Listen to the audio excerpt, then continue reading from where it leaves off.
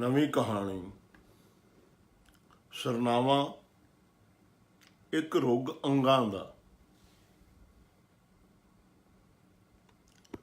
ਸ਼ੇਖ ਸਾਹਿਬ ਖਸ਼ਖਾਸੀ ਚੁਗਦੇ, ਸਿਰ ਤੇ ਟੋਪੀ ਪਾਈ, ਭਾਰਾ ਸਾਰਾ ਚਰਮੀ ਥੈਲਾ ਕੱਛੇ ਮਾਰੀ, ਸਾਡੇ ਦਫ਼ਤਰ ਦੇ ਅੱਧ ਵਿਚਕਾਰ ਵਾਵ ਰੋਲਾ ਬਣੀ ਖਲੋਤੇ ਸਨ। ਮੈਂ ਇੱਕ ਗੁੱਠੇ ਮੇਜ਼ ਲਾਈ ਬੈਠਾ ਉਹਨਾਂ ਵੱਲ ਵੇਖਦਾ ਪਿਆ ਸਾਂ।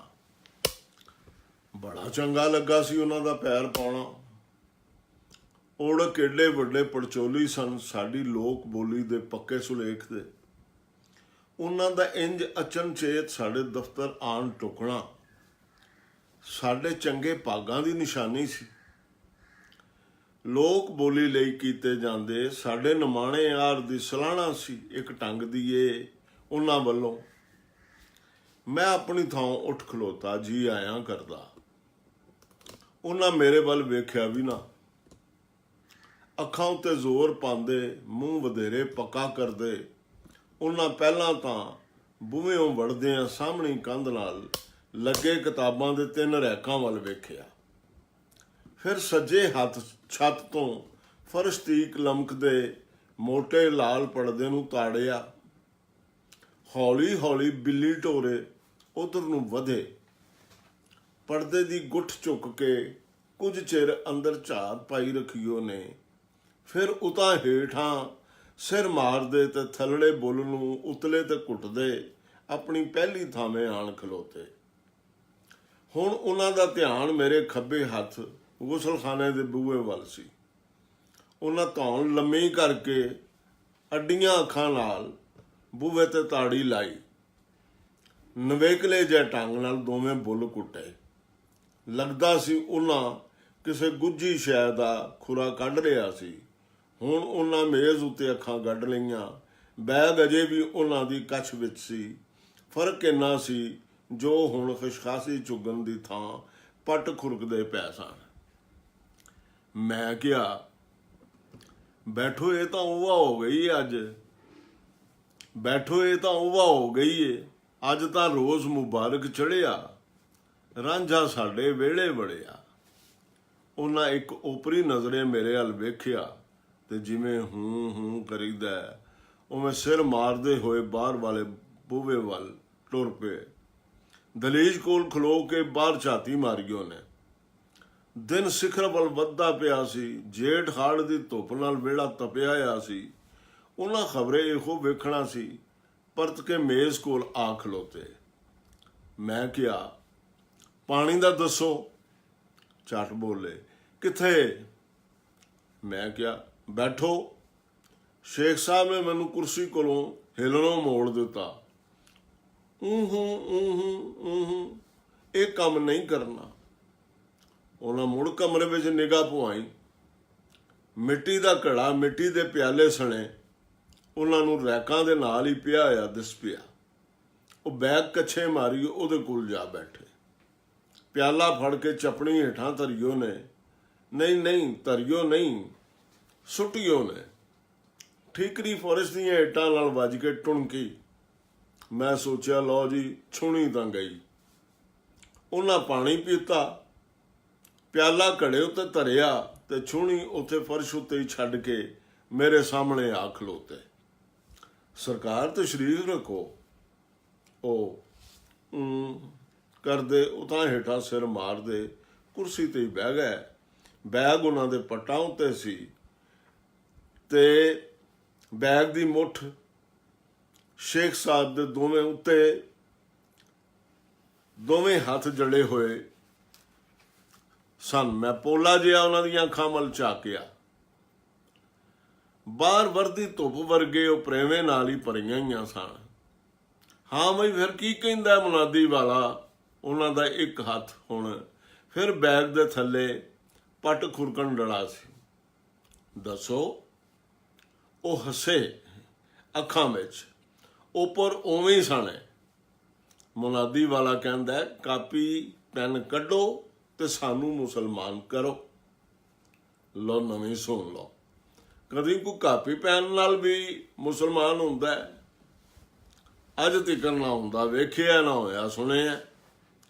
ਸ਼ੇਖ ਸਾਹਿਬ ਨੇ ਬੈਗ ਦੀ ਮੁੱਠ ਛੱਡ ਕੇ ਦੋਵਾਂ ਹੱਥਾਂ ਨਾਲ ਤਾੜੀ ਮਾਰੀ, ਨਾਲ ਹੀ ਢੱਠਦੇ ਬੈਗ ਨੂੰ ਤਾੜੀ ਮੁੱਕਣ ਤੋਂ ਅਗਦੀ ਸਾਂਭ ਲਿਓ ਨੇ।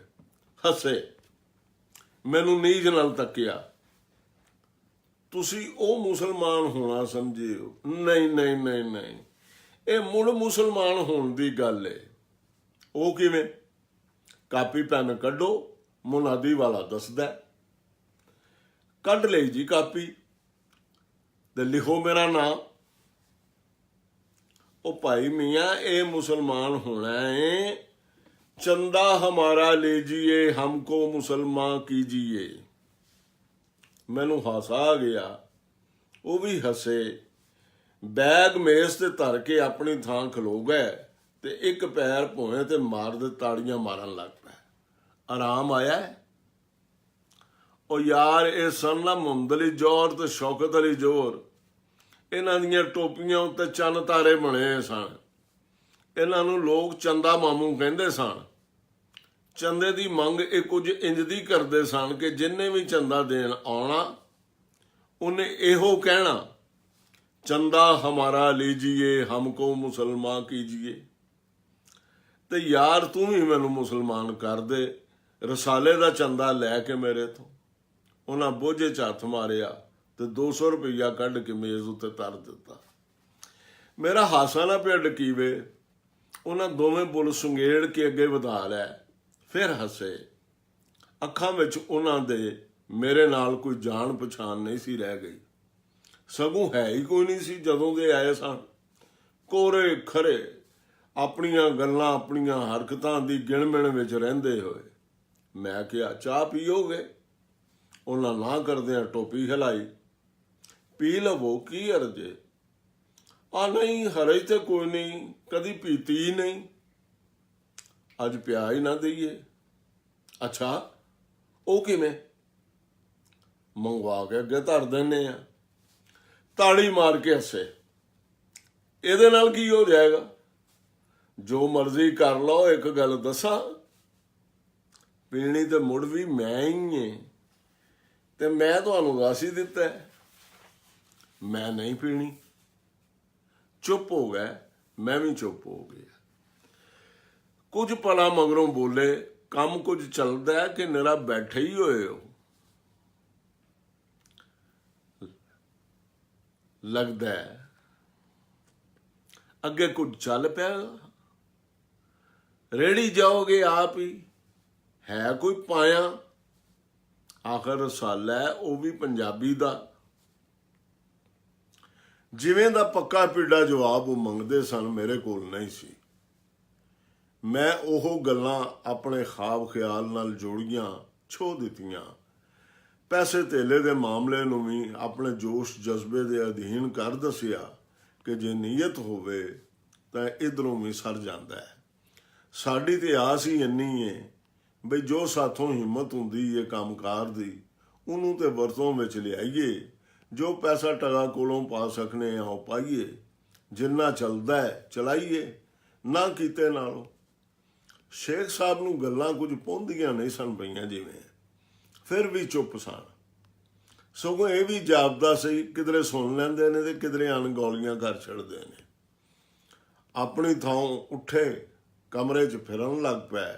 ਮੁੜ ਬੋਲੇ, ਇਹ ਬਾਹਰ ਪਈ ਮੰਜੀ ਆਪਣੀ ਹੀ ਹੈ? ਮੈਂ ਕਿਹਾ ਆਹੋ। ਬੋਲੇ, ਅੰਦਰ ਲਿਆ ਦਿਓ।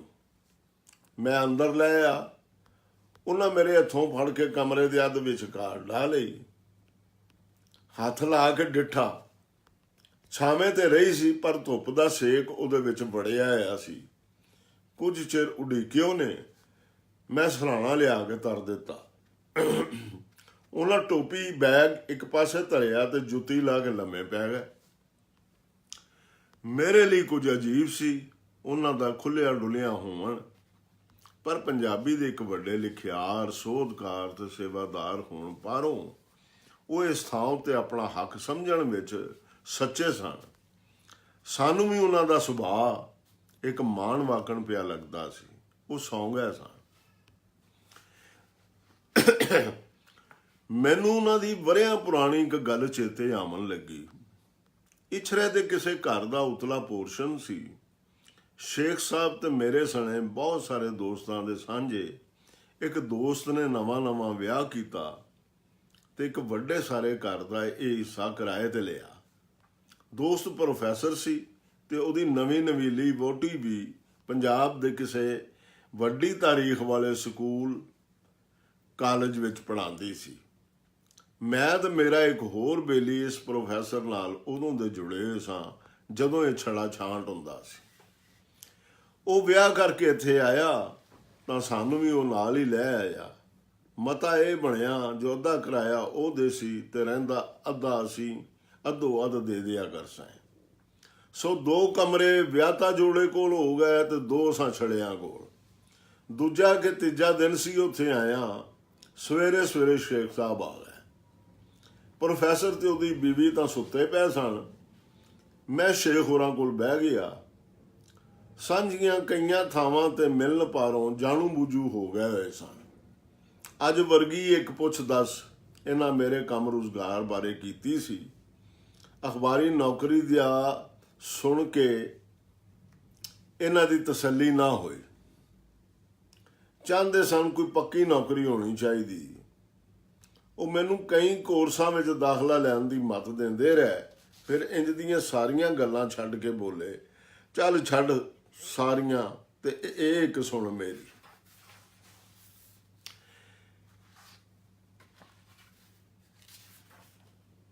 ਇੱਕ ਥਾਂ ਤੋਂ ਮੈਂ ਲੰਘਦਾ ਪਿਆ ਸਾਂ, ਵਾਹਵਾ ਚਿਰ ਹੋ ਗਿਆ। ਉੱਥੇ ਇਹ ਬਾਜਿਆਂ ਵਾਲੇ ਲੱਗੇ ਹੋਏ ਸਨ। ਇਹ ਬਾਜਾ ਪੁਲਿਸ ਖਬਰੇ ਕਿਹੜਾ ਗਾਣਾ ਪਿਆ ਵਜਾਉਂਦੇ ਸਨ, ਮੈਨੂੰ ਨਹੀਂ ਪਤਾ। ਉਹਨਾਂ ਦੇ ਵਜਾਵਣ ਤੋਂ ਮੇਰੇ ਕੰਨਾਂ ਨੂੰ ਜਿਹੜੇ ਲਫ਼ਜ਼ ਜਾਪੇ ਉਹ ਕੁਝ ਇੰਜ ਸਨ, ਸੁਣੀ ਜ਼ਰਾ। ਉਹ ਗਾਵਣ ਲੱਗ ਪਏ, ਚੌਂਕੀਦਾਰਾਂ ਦੇ ਮੁਹੱਲੇ ਨੀ ਤੂੰ ਕਿਉਂ ਗਈ ਸੈਂ, ਨੀ ਤੂੰ ਕਿਉਂ ਗਈ ਸੈਂ ਚੌਂਕੀਦਾਰਾਂ ਦੇ ਮੁਹੱਲੇ। ਬੜੀ ਸਵਾਦੀ ਤਰਸ ਸੀ। ਮੈਂ ਵੀ ਉਹਨਾਂ ਨਾਲ ਮਾੜਾ ਚੰਗਾ ਸੁਰ ਮੇਲ ਲਿਆ ਜਿਹੜਾ ਮੈਂ ਹੁਣ ਨਹੀਂ ਗਾ ਸਕਦਾ। ਨੀ ਤੂੰ ਕਿਉਂ ਗਈ ਸੈਂ, ਨੀ ਤੂੰ ਕਿਉਂ ਗਈ ਸੈਂ ਚੌਂਕੀਦਾਰਾਂ ਦੇ ਮੁਹੱਲੇ।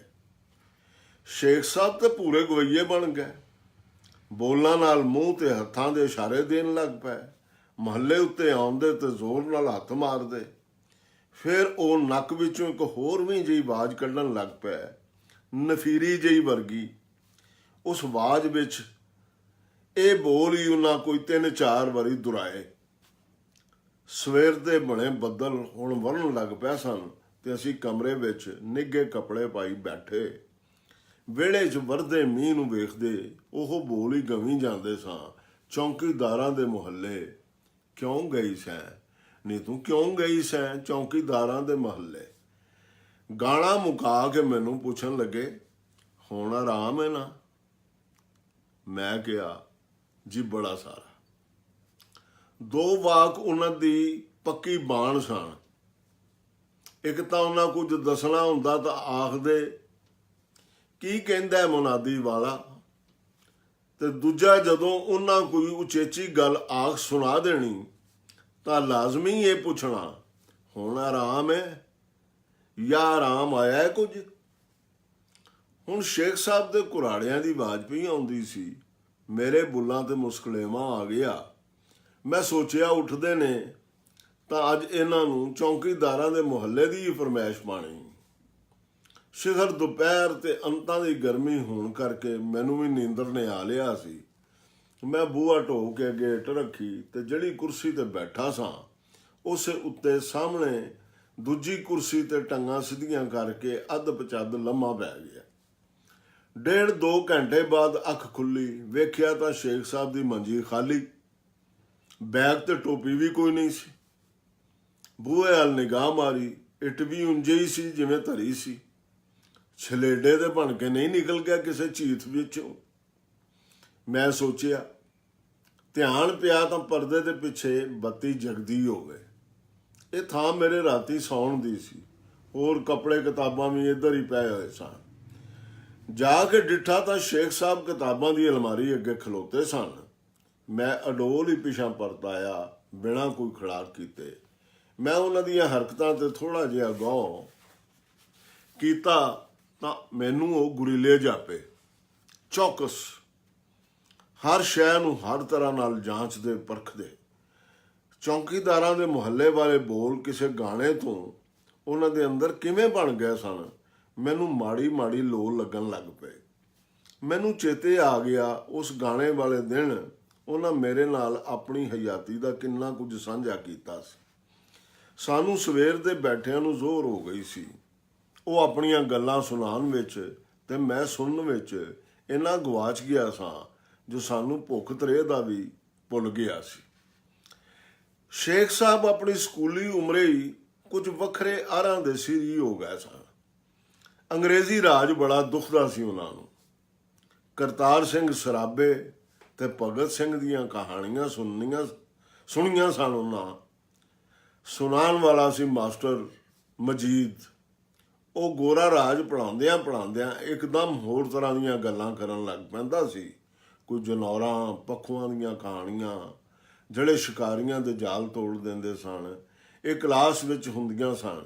ਸ਼ੇਖ ਸਾਹਿਬ ਕਹਿੰਦੇ ਸਨ ਮੈਂ ਉਹਨਾਂ ਨੂੰ ਕਲਾਸੋਂ ਬਾਹਰ ਵੀ ਮਿਲਣ ਲੱਗ ਪਿਆ। ਉਦੋਂ ਉਹਨਾਂ ਨੇ ਗਦਰੀਆਂ ਤੇ ਹਰੀ ਕਿਸ਼ਨ ਦੀਆਂ ਕਹਾਣੀਆਂ ਸੁਣਾਈਆਂ, ਉਹਨਾਂ ਦੇ ਜਫਰਾਂ ਤੇ ਸ਼ਹੀਦੀਆਂ ਦੀਆਂ ਗੱਲਾਂ ਦੱਸੀਆਂ। ਸ਼ੇਖ ਸਾਹਿਬ ਕਹਿਣ ਲੱਗੇ ਉਹ ਮਾਸਟਰ ਸਨ ਨਾ ਜਿਹੜੇ ਮਜੀਦ ਸਾਹਿਬ, ਉਹ ਮੈਨੂੰ ਕੋਈ ਛੋਟਾ ਮੋਟਾ ਕੰਮ ਦੱਸ ਦਿੰਦੇ। ਇਹ ਸ਼ਰੀਫ ਜਾਈ ਉਹ ਸੜਕ ਦੇ ਦੂਜੇ ਮੋੜ ਤੇ, ਉੱਥੇ ਇਹ ਸਹੂਲੀਏ ਦਾ ਬੰਦਾ ਹੋਏ ਤੇ ਤੂੰ ਉਹਨੂੰ ਮਾਚਸ ਆ ਕੇ ਅੱਗੇ ਟੁਰ ਜਾਣਾ, ਮੁੜ ਕੇ ਪਿੱਛੇ ਨਹੀਂ ਤੱਕਣਾ, ਚੁੱਪਚਾਪ ਟੁਰਿਆ ਜਾਣਾ। ਜਿੱਥੇ ਬੱਸ ਸਟਾਪ ਆਵੇ ਉੱਥੇ ਇੱਕ ਸੋਟੀ ਵਾਲਾ ਬੰਦਾ ਹੋਏਗਾ, ਤੂੰ ਆਪਣੇ ਧਿਆਨ ਕਹਿਣਾ ਚਿੱਠੀ ਤੇ ਸਿੱਧਿਆਂ ਟੁਰ ਜਾਣਾ। ਕਹਿੰਦੇ ਸਨ ਜਿਹਦੇ ਛੋਟੇ ਛੋਟੇ ਕੰਮਾਂ ਤੋਂ ਅੱਡ ਉਹਨਾਂ ਨੂੰ ਕੁਝ ਨਹੀਂ ਸੀ ਆਖਿਆ ਜਾਂਦਾ, ਨਾ ਕੋਈ ਦੱਸਿਆ ਜਾਂਦਾ ਸੀ।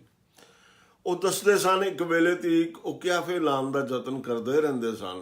ਫਿਰ ਉਹਨਾਂ ਨੂੰ ਸਮਝ ਆਈ ਇਹ ਕਿਆਫੇ ਲਾਉਣਾ ਠੀਕ ਕੰਮ ਨਹੀਂ, ਇਹਦੇ ਤੋਂ ਪਰਹੇਜ਼ ਕਰਨਾ ਚਾਹੀਦਾ ਹੈ। ਚੇਤੇ ਦੀ ਸਲੇਟ ਹਰ ਵੇਲੇ ਸਾਫ਼ ਹੀ ਰਹਿਣ ਦੇਣੀ ਚਾਹੀਦੀ ਹੈ। ਮਜੀਦ ਸਾਹਿਬ ਨੇ ਵੀ ਉਹਨਾਂ ਨੂੰ ਇਹੋ ਹੀ ਪੱਕੀ ਕੀਤੀ। ਸ਼ੇਖ ਸਾਹਿਬ ਦੀ ਗੱਲ ਵਿੱਚ ਡੁੱਬਿਆ ਹੋਇਆ ਮੈਂ ਇੱਕਦਮ ਬੋਲ ਪਿਆ, ਸ਼ੇਖ ਜੀ ਇਹ ਮਾਸਟਰ ਮਜੀਦ ਸਾਹਿਬ ਉਹੀ ਤੇ ਨਹੀਂ ਸਨ ਜਿਹੜੇ ਪਾਕਿਸਤਾਨ ਬਣਿਆ ਤਾਂ ਇਕੱਲੇ ਮੁਸਲਮਾਨ ਸਨ, ਜੋ ਇੱਥੇ ਘਰ-ਬਾਰ ਛੱਡ ਕੇ ਹਿੰਦੁਸਤਾਨ ਟੁਰ ਗਏ ਸਨ। ਸ਼ੇਖ ਸਾਹਿਬ ਨੇ ਮੇਰੀ ਗੱਲ ਸੁਣੀ ਤਾਂ ਕੁਰਸੀ ਤੋਂ ਬੁੜਕ ਕੇ ਖਲੋ ਗਏ। ਹੈਂ, ਕੀ ਕਿਹਾ ਈ? ਇੱਕ ਵਾਰੀ ਫਿਰ ਦੱਸ, ਕਿਧਰੇ ਮੁਨਾਦੀ ਵਾਲੇ ਦੇ ਕੰਨ ਤੇ ਨਹੀਂ ਵੱਜਦੇ ਪਏ? ਮੈਂ ਉਹ ਗੱਲ ਮੁੜ ਦੁਹਰਾ ਦਿੱਤੀ। ਸ਼ੇਖ ਸਾਹਿਬ ਨੇ ਮੇਰੇ ਮੋਢੇ ਉੱਤੇ ਬਹੁਤ ਜ਼ੋਰ ਦੀ ਥਾਪੀ ਮਾਰੀ।